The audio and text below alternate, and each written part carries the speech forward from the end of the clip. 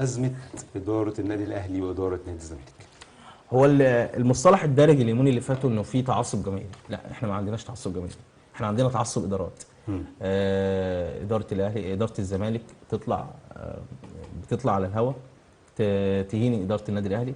الناحيه الثانيه في قناه كامله للنادي الاهلي بتشغل برامجها ضد برضه اداره نادي الزمالك. يعني هو في نوش. وبعدين ايه اللي بيحصل؟ يجي تحصل كارثه لا قدر الله، يجي يقول لك هم كل واحد فيهم يحاول يبرأ نفسه. لا، انتوا مش براء، انتوا اصلا اساس التعصب في مصر.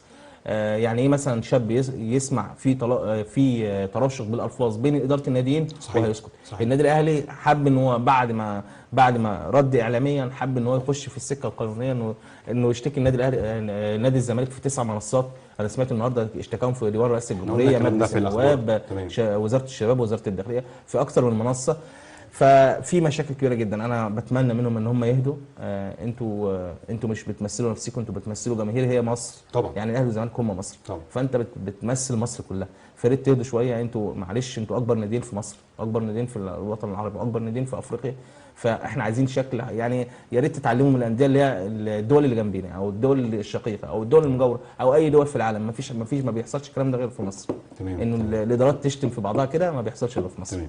دي رساله احنا بنوجهها من برنامجنا لاداره الاهلي واداره الزمالك. عايزين ضبط النفس يا جماعه.